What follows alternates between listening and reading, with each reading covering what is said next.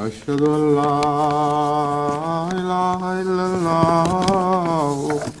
وحده لا شريك له وأشهد أن محمدا عبده ورسوله أما بعد فأعوذ بالله من الشيطان الرجيم بسم الله الرحمن الرحيم الحمد لله رب العالمين الرحمن الرحيم مالك يوم الدين إياك نعبد وإياك نستعين اهدنا الصراط المستقيم صراط الذين أنعمت عليهم غير المغضوب عليهم ولا الضالين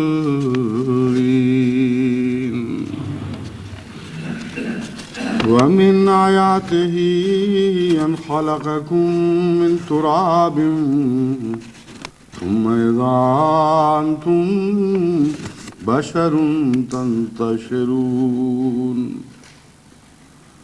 ومن آياته أن خلق لكم من أنفسكم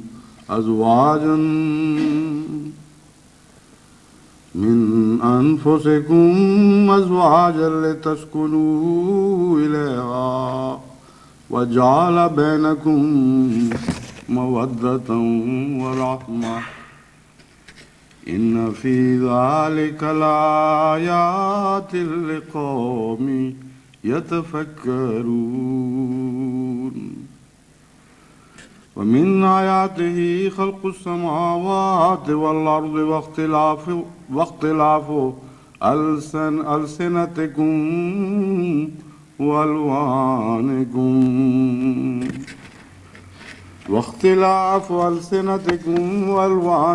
إن في ذلك لآيات للعالمين. سورہ روم آیات 21 تا 23. گزشتہ جمعہ سے پہلے جمعہ میں جو چند باتیں میں جماعت کے سامنے رکھنی چاہتا تھا ان میں حسن معاشرت اور عائلی زندگی کو بہتر بنانے سے متعلق بھی چند امور میرے پیش نظر تھے،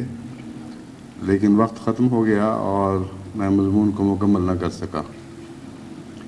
پھر بیچ میں جو خطبہ آیا وہ عمومی جماعتی تربیت کے سلسلے میں بعض جگہ بعض اتنے سر اٹھاتے ہوئے دکھائی دے رہے تھے، اس لیے فوراً اس مضمون سے متعلق خطاب کرنا پڑا. آج کے جمعہ میں بہت پہلا حصہ یعنی جمعے کے خطبے والا حصہ مختصر کرنا پڑے گا، کیونکہ آج میری بیٹی عزیزہ مونا کے نکاح کا بھی دن ہے. گزشتہ کچھ عرصے سے مجھ پر مختلف طرف سے یہ محبت بھرا دباؤ ڈالا جا رہا تھا کہ میں اس جمعے پر اس نکاح کو اس طرح شامل کر لوں کہ یہ تمام دنیا کے میں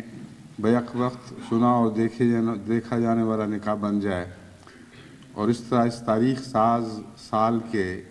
کرشموں میں ایک اور اضافہ ہو. لیکن طبیعت پر اس خیال سے یہ بات گراں گزرتی تھی کہ میری بیٹی ہے اور خود اسی کے ذریعے اس سلسلے کا آغاز کرنا شاید کسی دل پہ گراں نہ گزرے. لیکن باہر سے بھی ایسے خط آنے شروع ہوئے جن سے پتہ چلتا ہے کہ وہ محبت کرنے والے احباب جماعت جو خواہش رکھتے ہیں کہ یہاں آ سکیں آئیں لیکن آ نہیں سکتے، ان کی خواہش ہے کہ اگر اس نکاح کو بھی ایک عالمی نکاح بنا دیا جائے تو ہم جہاں جہاں بیٹھے ہوئے ہیں وہاں وہاں اس نکاح کی خوشی میں شامل ہو جائیں گے۔ تو چونکہ یہ ایک پرخلوص قلبی تعلق کا اظہار بھی ہے اور ایک حق بھی ہے جماعت کا مجھ پر۔ اس پہلو سے میں سمجھتا ہوں کہ آج کے خطبے کے بعد نمازوں کے بعد انشاءاللہ تعالی یہ عالمی بین الاقوامی روابط اس سلسلوں کے ذریعے انشاءاللہ یہ نکاح بھی پڑھا جائے گا۔ لیکن اس سلسلے میں ایک دو باتیں بیان کرنی ضروری ہیں۔ خطبہ جمعہ کے بعد نماز بہرحال لازم ہے، اس کے درمیان میں کوئی اور تقریب نہیں داخل کی جا سکتی، اور خطبہ اور نماز کے بعد آج کے حالات کے پیش نظر عصر کی نماز بھی ساتھ جمع کرنی ہوگی، کیونکہ بکثرت مہمان باہر سے تشریف لائے ہوئے ہیں اور ان کے لیے اب یہاں سے رخصت ہونا ہے،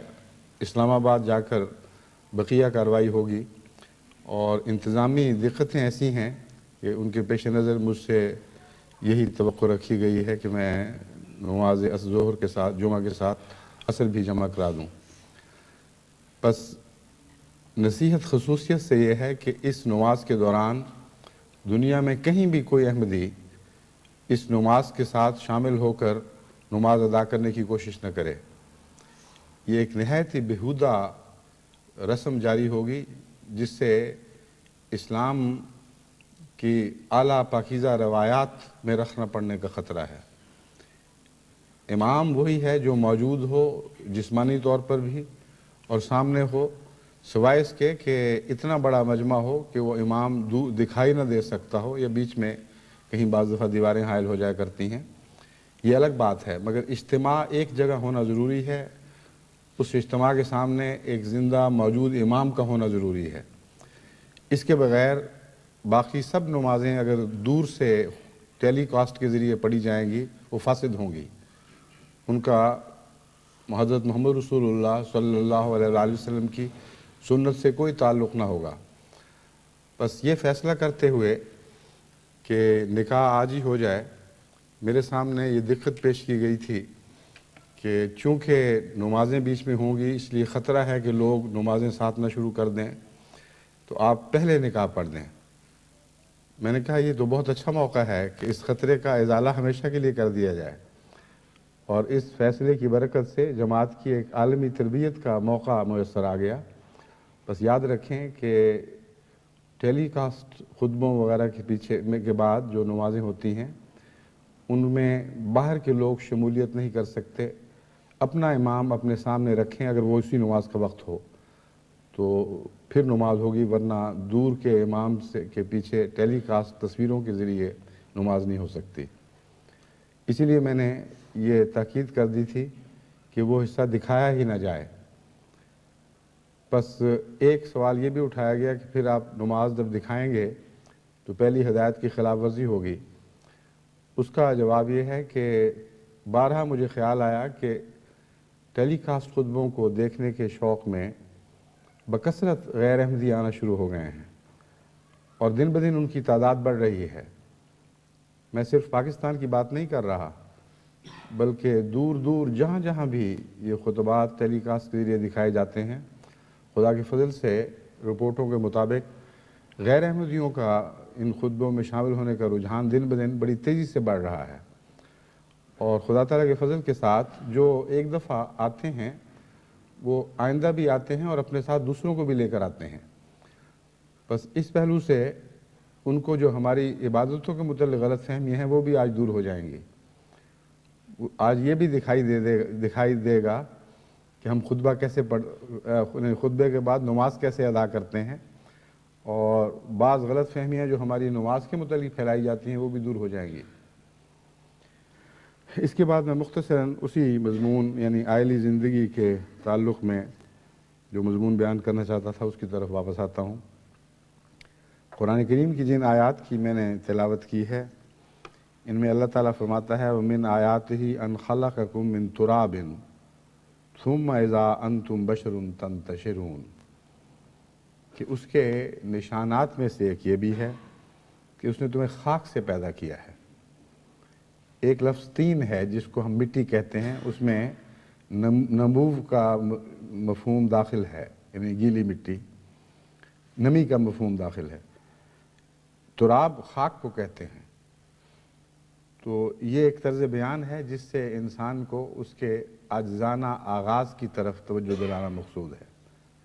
کہ تمہاری حیثیت کیا ہے، خاک کے پتلے ہی تو ہو۔ ثم اذا انتم بشر تنتشرون، پھر دیکھو کیسی عظیم تبدیلی واقع ہوئی ہے کہ تم بحیثیت بشر جو تخلیق کائنات کے سب سے اوپر کی منزل پر کھڑا ہے، ایسے بشر کی صورت میں تم دنیا میں ہر طرف پھیل گئے ہو۔ پھر فرمایا وَمِنْ آیَاتِهِ أَنْ خَلَقَ لَكُم مِّنْ أَنفُسِكُمْ أَزْوَاجًا، اس کے نشانات میں سے ایک یہ بھی ہے کہ اس نے تم ہی میں سے تمہارے جوڑے پیدا کیے، لِتَسْكُنُوا إِلَيْهَا، تاکہ تم ایک دوسرے سے سکینت حاصل کرو۔ الہ میں نے اس کی الہ جھکو اس کی طرف سکینت کی خاطر، سکینت کی تلاش میں۔ وَجَعَلَ بَيْنَكُمْ مَوَدَّةً وَرَحْمَةً، اور تمہارے درمیان اللہ تعالیٰ نے محبت اور رحمت رکھ دی ہے۔ بس میاں بیوی کے تعلقات کا اس سے بہتر نقشہ نہیں کھینچا جا سکتا۔ پہلے تو یہ بتا دیا کہ تم سب خاک کے پتلے ہو، ایک دوسرے پر تمہیں کوئی فضیلت نہیں ہے، اور ایک ہی وجود سے پیدا کیے گئے ہو۔ اور رشتوں کی ایک وجہ تو وہ ہے جو پہلی آیت میں بیان ہو گئی، تنتشرون، تم نشو و نما پاتے ہو اور دنیا میں پھیل جاتے ہو اور پھیل چکے ہو۔ دوسری وجہ جس کی طرف عموماً توجہ نہیں ہوتی وہ یہ ہے لِتَسْكُنُوا إِلَيْهَا وَجَعَلَ بَيْنَكُمْ مَوَدَّةً وَرَحْمَةً، تاکہ تم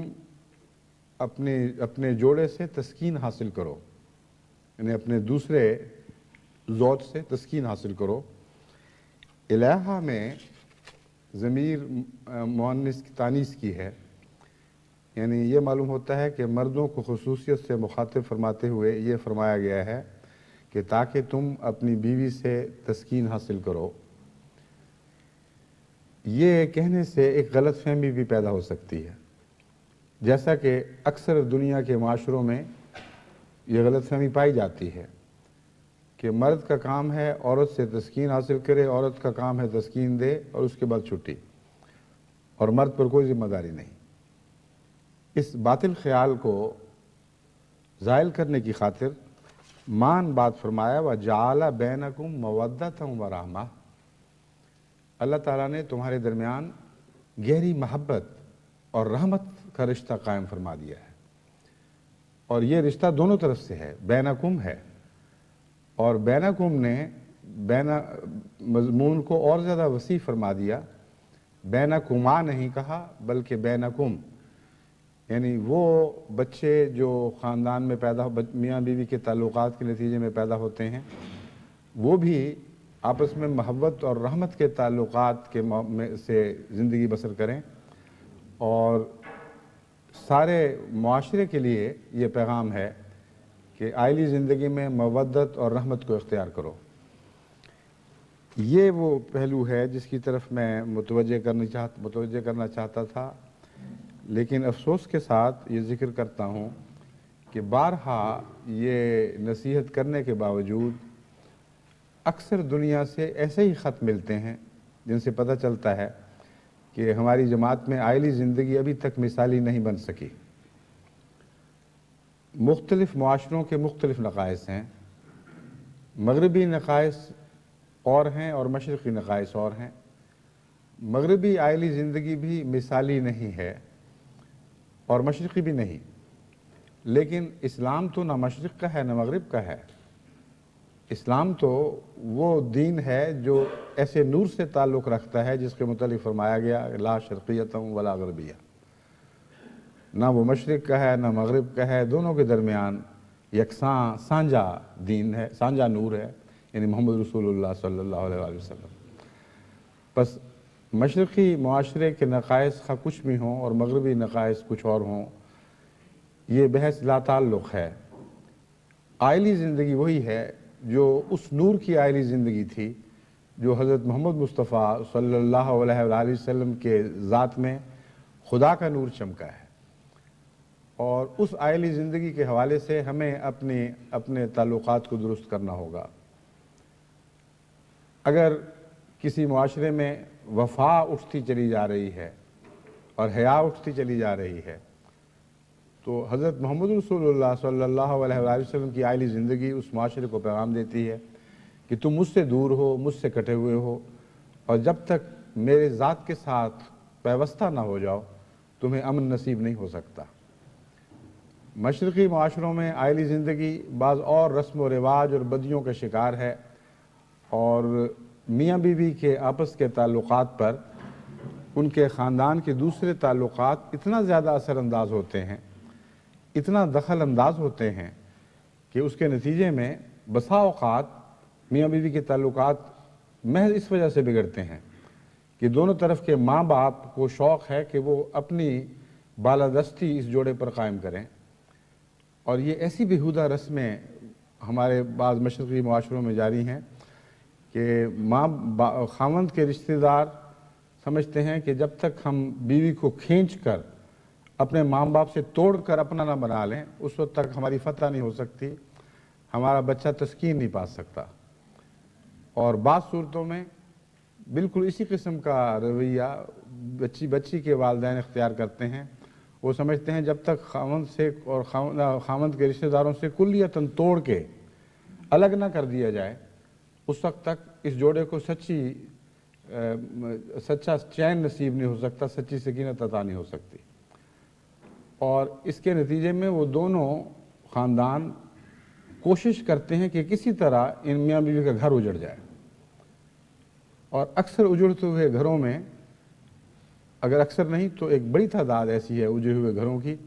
جن میں ماں باپ کا قصور ہے، جو دونوں طرف کے ماں باپ ہیں، لیکن زیادہ تر میں نے یہ قصور دلہا کے ماں باپ میں دیکھا ہے اور نسبتاً کم بچی کے ماں باپ میں، کیونکہ بچی تو پرائی ہوتی ہے، وہ جب رخصت کر دی جائے تو اس پر اس کے اوپر اتنا اثر اور اختیار نہیں رہا کرتا، لیکن بیٹا تو اپنا رہتا ہے ہمیشہ۔ اور عموماً وہ ممالک جن میں اقتصادی لحاظ سے پوری ابھی ترقی نہیں ہوئی اور میاں بیوی فوراً اپنا الگ گھر بنانے کی استطاعت نہیں رکھتے، تو وہ بیوی بہرحال اپنے خاوند کے ماحول میں اس کی ماں باپ کے رحم و کرم پر، اس کی بہنوں کے رحم و کرم پر زندگی گزارتی ہے۔ اور اس پہلو سے میں نے دیکھا ہے کہ جو بھی ظلم معاشرے میں ہے اس میں سب سے زیادہ قصوروار عورت ہے۔ پہلے ایک خطبے میں جس کا تعلق میری اہلیہ کے وصال سے تھا، میں نے کچھ نصیحتیں کی تھیں، ان میں خصوصیت سے خاوندوں کو پیش نظر رکھا تھا یا مردوں کو پیش نظر رکھا تھا۔ مجھ سے شکوے بھی ہوئے کہ آپ نے بس سارا بوجھ مردوں پر ہی ڈال دیا ہے، عورتوں کا بھی تو قصور ہوا کرتا ہے۔ میں نے ان سے کہا مجھے علم ہے قصور ہوا کرتا ہے، میں کسی وقت یہ باتیں بھی کروں گا، لیکن بیوی فوت ہو رہی ہو اور میں عورتوں کو کوسوں، اس سے زیادہ جہالت اور ہو نہیں سکتی تھی۔ موقع ایسا تھا جس کا تقاضا تھا کہ میں مردوں کو نصیحت کروں کہ وہ عورتوں کے حقوق ادا کریں اور ہر قسم کے ظلم سے باز آئیں۔ مگر میں نے جہاں تک تجزیہ کیا ہے مجھے اس میں کوئی بھی شک نہیں نظر آتا کہ بگڑے ہوئے مردوں کی بنیاد بھی ان کی مائیں ڈالتی ہیں اور انہی بنیادوں پر ان کی عمارت استوار کرتی ہیں، اور اکثر ایسی مائیں معاشرے کو بگاڑنے کی ذمہ دار ہیں جو عملاً اپنی اولاد کی اور اولاد میں سے اپنے بیٹوں کی عبادت کرتی ہیں اور اتنا زیادہ بلند مقام دیتی ہیں کہ بچپن ہی سے انہیں کھلی چھوٹ دی جاتی ہے کہ وہ چاہے ہمسایوں کا من برباد کریں، چاہے اپنی بہنوں کو ماریں کوٹیں اور فتنہ و فساد کریں، لیکن ماں شیرنی کی طرح جھپٹ کر ان کی تائید میں اٹھ کھڑی ہوتی ہے، دوڑتی ہے، بد کلامی کرتی ہے دوسروں سے، اور اس کے فتنے سے، اس کی زبان کے شر سے بچنے کے لیے لوگ اپنے بچے سنبھالتے پھرتے ہیں۔ ایسی مائیں خواہ اس مقام تک نہ بھی پہنچی ہوں، اس سے ورے بھی بہت سے مقام ہیں جن میں یہ بنیادی نقص یعنی اپنے بچے کی عبادت کرنا یہ صاف دکھائی دینے لگتا ہے۔ اور ایسی مائیں اپنے بچوں کو نہ صرف ابتدا میں بگاڑ دیتی ہیں بلکہ بعد میں جب ان کی بیویاں آتی ہیں تو ان بیویوں پر فرعون کی طرح حکومت کرنا چاہتی ہیں. ان بیویوں سے تعلق توقع رکھتی ہیں کہ تمام تر خدمتیں خامند کی، اس کی بہنوں کی، اس کی ساس کی ہوں، یعنی اس کی خامند کی ماں کی، اور وہ گویا کہ گھر کے لیے ایک نوکرانی پال لی گئی ہے یا خرید لی گئی ہے. اور اسی ضمن میں اپنے بیٹے کی زندگی سنوارنے کی خاطر بعض دفعہ پروفیشنل سے شادیاں کی جاتی ہیں. بعض دفعہ لوگ مجھے بھی لکھتے ہیں کہ جی ہمیں تو کوئی ڈاکٹر عورت ڈھونڈ کے دیں، کوئی استانی ڈھونڈ دیں، کوئی ایسی ہو جو کمانے والی ہو. اسی وقت مجھے سمجھ آ جاتی ہے کہ نیت کیا ہے، اور میں ان کو صاف لکھ دیتا ہوں کہ اپنے فساد کو اپنے طور پر رکھو، میرا ہاتھ تمہارے فساد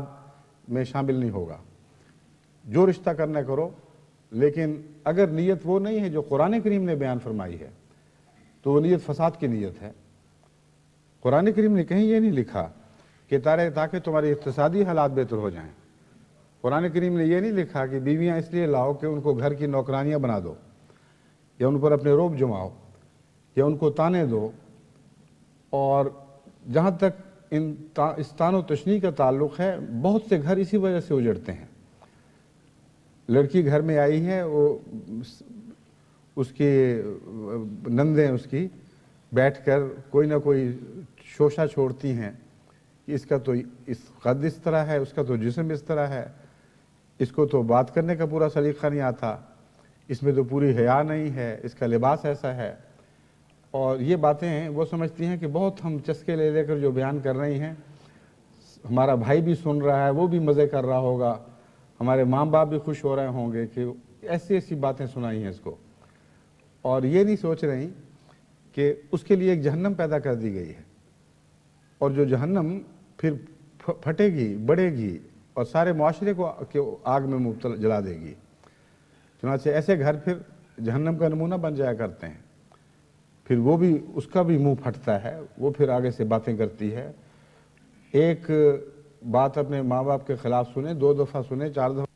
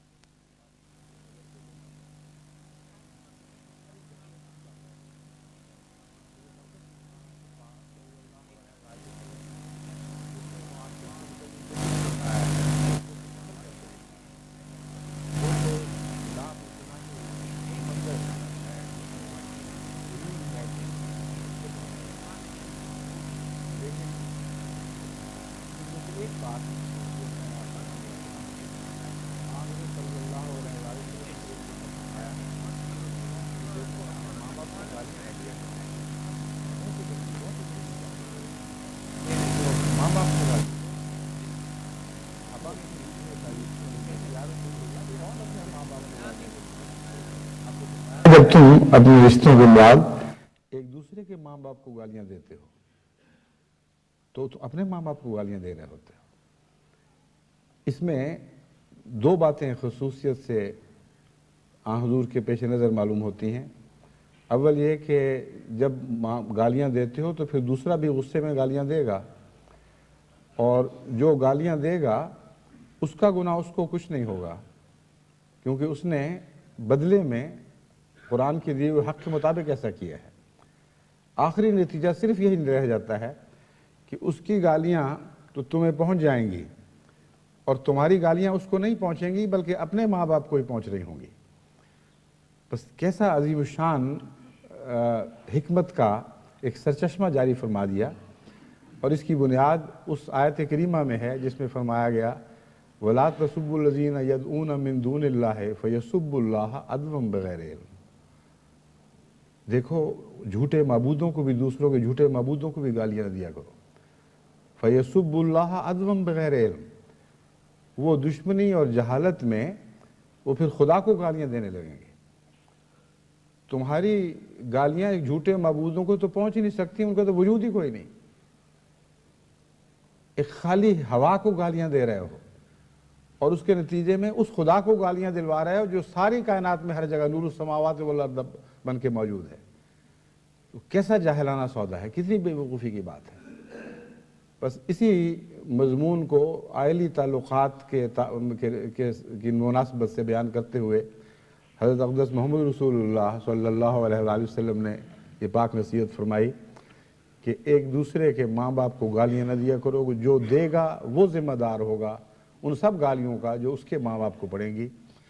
اور آخری نتیجہ یہ نکلے گا کہ گالیاں دینے والے کے ماں باپ کو صرف گالیاں پڑ رہی ہوں گی, دوسرے کو پہنچیں گی نہیں. کیونکہ دوسرا پہلو یہ ہے کہ خدا کے نزدیک اس کو گالیاں نہیں مل سکتی. خدا کے نزدیک ناجائز بات کا کوئی نتیجہ نہیں نکلتا. بس اللہ کی تقدیر کے سامنے در حقیقت صرف اسی کو گالیاں اسی کے ماں باپ کو گالیاں مل رہی ہیں جو پہل کر رہا ہے, جو بدتمیزی میں آگے بڑھ چکا ہے. یہ جو آسمان سے کسی کی گالیوں کا جواب ملنے کا مضمون ہے, یہ بھی اس کے اندر بیان ہو گیا. اپنے ماں باپ کو گالیاں نہ دو میں ایک تو یہ معنی ہے کہ تمہارے ماں باپ کو غصے سے دوسرے گالیاں دیں گے. دوسرا یہ کہ اگر تم خاموش رہو, دوسرا خاموش رہا تو آسمان بھی تمہارے ماں باپ کو گالیاں دے گا. یہ مضمون بھی حضرت اقدس محمد رسول اللہ صلی اللہ علیہ وآلہ وسلم نے بیان فرمایا. ایک دفعہ حضرت ابو بکر صدیق رضی اللہ تعالیٰ عنہ آپ کی مجلس میں موجود تھے. ایک شخص آیا جس نے حضرت ابو بکر کے خلاف زیادتی شروع کر دی اور بہت ہی بدتمیزی سے کلام کیا, یہاں تک کہ آخر حضرت ابو بکر کا پیمانہ لبریز ہو گیا اور وہ اور آپ نے جواباً اس کو کچھ سختی کی باتیں کہیں. اسی وقت رسول اللہ صلی اللہ علیہ وسلم اس جگہ سے اٹھ کھڑے ہوئے ناراضگی کے اظہار کے طور پر. حضرت ابو بکر پیچھے دوڑے کہ یا رسول اللہ, یہ کیا ہے کہ جب تک وہ مجھے گالیاں دیتا رہا آپ خاموش بیٹھے رہے, اور جب میں نے جوابی کارروائی کی ہے تو آپ ناراض ہو کر اٹھ کر چلے گئے ہیں. آپ نے فرمایا ابو بکر, جب تک تم خاموش بیٹھے ہوئے تھے آسمان سے فرشتے تمہاری گالیوں کا جواب دے رہے تھے. جب تم نے یہ معاملہ اپنے ہاتھ میں لے لیا تو وہ فرشتے وہاں سے رخصت ہو گئے اور میں بھی اٹھ کھڑا ہوا. بس حضرت اقدس محمد رسول اللہ صلی اللہ علیہ وآلہ وسلم نے چھوٹی چھوٹی باتوں میں فیوز کے اور عرفان کے دریا بہا رکھے ہیں. ان چشموں سے کوئی فائدہ اٹھائے کہ اپنے روح اور بدن کو پاک کرنے کی کوشش کرے تو وہ ہوگا. میں تو بہت نصیحت کر چکا ہوں, لیکن افسوس کہ بےہودہ جہالت میں پیدا ہونے والی مائیں آئندہ اپنی جہالت کو اپنی اولاد در اولاد منتقل کرتی چلی جا رہی ہیں. ذرا ہوش نہیں کر رہی کہ ان کی اپنی زندگی, ان کے بچوں کی زندگی, آئندہ آنے والی نسلوں کی زندگی کو وہ اپنے وجود کی تلخیوں سے ہمیشہ کے لیے زہریلا کر دیتی ہیں. اور معاشرہ بگڑتا ہے تو سارا ماحول ارد گرد بگڑتا ہے, قوموں کے مزاج بگڑ جاتے ہیں, اور یہی خاندانی بدتمیزیاں ہیں جو قومی بدتمیزیوں میں تبدیل ہو جاتی ہیں. بس اس بات کو اہمیت دیں اور اپنے معاشرے کو حضرت اقدس محمد رسول اللہ صلی اللہ علیہ وآلہ وسلم کی عالی زندگی کے مطابق بنائیں تو گھر مودت اور رحمت سے بھر جائے گا. قرآن کریم نے جو بات بیان فرمائی اسی پر ہر بات کی تان ٹوٹتی ہے کہ رشتے صرف اس غرض سے پیدا نہیں کیے گئے تھے کہ تنتشرون, تاکہ تم پھیل جاؤ. وہ تو پھیل رہے ہو تم, وہ مقصد تو پورا ہو گیا, لیکن یاد رکھو اور بھی مقاصد ہیں, اور وہ مقاصد یہ ہیں کہ مرد اور عورت اور خاندانوں میں حسن معاشرت قائم کی جائے, محبت اور رحمت کی فضائیں پیدا کی جائیں, اور اس دنیا میں ایک جنت پیدا کر دی جائے. جن لوگوں کو دنیا کی جنت نصیب ہو جاتی ہے, یعنی محمد رسول اللہ صلی اللہ علیہ وسلم کے ارشادات کی روشنی میں جس جنت کا نقشہ کھینچا گیا ہے, جن لوگوں کو وہ جنت اس دنیا میں نصیب ہو جاتی ہے ان کی اخروی جنت بھی یقینی ہے, کوئی اس جنت کو ان سے چھین نہیں سکتا. جن کو اس دنیا کی جنت نصیب نہ ہو وہ وہم ہے ان کو کہ ہم اگلی دنیا جنت میں جائیں گے. آخر پر قرآن کریم کی پیش کردہ ایک اور مثال کو جو موازنے کے طور پر پیش فرمائی گئی ہے آپ کے سامنے رکھ کر میں اس مضمون کو ختم کروں گا۔ قرآن کریم نے دو ماؤں کی مثالیں پیش فرمائی ہیں، ایک وہ ماں جس کی کوکھ سے فرعون پیدا ہوا تھا، اور ایک وہ ماں جس کی کوکھ سے موسیٰ پیدا ہوا تھا۔ جس ماں نے فرعون کو جنم دیا، اس نے آنے والی ایک ایسی معصوم عورت کو بھی جہنم میں مبتلا کر دیا، یعنی دنیاوی لحاظ سے، جو پاک باز تھی، جو خدا کے فرمودات پر اور اس کے بھیجے ہوئے پر ایمان لانے والی تھی، معصوم تھی، نیک تھی، مگر ساری زندگی فرعون کے ظلموں کے نیچے چکی میں پیسی گئی ہے، اور اللہ تعالیٰ نے اس سے ہمدردی فرمائی ہے۔ اللہ تعالیٰ نے اسے وہ دعا سکھائی جس کے نتیجے میں وہ فرعون کے ظلم اور عذاب سے نجات پانے کے لیے اور جنت میں اپنے لیے الگ گھر طلب کرنے کے لیے تمنا کرتی تھی۔ اور دوسری طرف وہ موسیٰ کی ماں تھی جس نے اسی زمانے میں اس موسیٰ کو جنم دیا جس کے حسن خلق سے متاثر ہو کر مدین کے ایک گھاٹ پر لڑکی نے خود ایک تمنا کی کہ کاش اس سے میری شادی ہو جاتی، لیکن شرمیلی طبیعت اور حیا کے نتیجے میں وہ یہ کہہ نہ سکی۔ اپنے باپ کو اس نے صرف اتنا بتایا کہ اس طرح یہ واقعہ گزرا ہے، کیوں نہ ایسے شخص کو ملازم رکھ لیا جائے۔ ان کے والد بہت ذہین تھے، وہ فوراً سمجھ گئے اور انہوں نے کہا ہاں ملازم تو رکھیں گے، لیکن اس شرط پر کہ تم میں سے کسی ایک سے شادی ہو جائے۔ اور وہ شادی ہوئی، اور وہ حسن خلق اسی طرح جاری رہا۔ چنانچہ قرآن کریم نے اشارتاً فرمایا ہے کہ اتنا آرام کا خیال تھا کہ چلتے چلتے دور پہاڑی کی چوٹی پر ایک آگ دکھائی دی، اور یہ کہا اپنی اہلیہ سے کہ کیوں نہ میں جاؤں اس آگ کی تلاش میں تاکہ تمہیں آرام نصیب ہو، ہم بیٹھ کر مل کر وہ آگ سینکیں۔ قرآن کریم چونکہ بہت ہی عظیم مضامین کو اور وسیع مضامین کو بیان فرماتا ہے، اس لیے جگہ کی دقت کے پیش نظر چھوٹے چھوٹے اشارے رکھے جاتے ہیں، ورنہ تو یہ کتاب ارب ہا صفحوں پر پھیل جاتی۔ بس قرآن نے جو حسن معاشرہ پیش فرمایا ہے اس کو اختیار کرو، سب گھر جنت بن جائیں گے۔ اگر احمدی گھر جنت بن جائیں تو پھر ہم دنیا کو احمدی معاشرہ ایک نورانی معاشرے کے طور پر پیش کر سکتے ہیں، محمد رسول اللہ کے حسن خلق کے طور پر، آپ کے نور کے طور پر ہم یہ معاشرہ مشرق کو بھی پیش کر سکتے ہیں اور مغرب کو بھی پیش کر سکتے ہیں، کیونکہ محمد رسول اللہ کا نور دونوں کے درمیان سانجا ہے۔ اللہ تعالی ہمیں اس کی توفیق عطا فرمائے۔ اب میں خطبہ ثانیہ کے بعد نماز جمعہ پڑھوں گا، اور کیونکہ جیسا کہ میں نے بیان کیا دقت ہے وقت کی کمی کی وجہ سے ظہر عصر کی نماز بھی ساتھ پڑھی جائے گی۔ احباب کرام جو دنیا میں دیکھ رہے ہیں وہ خاموشی سے بیٹھ کر انتظار فرمائیں، دعائیں کریں، ذکر الہی کریں، درود بھیجیں، اور نماز کے بعد پھر انشاءاللہ تعالی نکاح کی مختصر کارروائی ہوگی۔ السلام علیکم ورحمۃ اللہ۔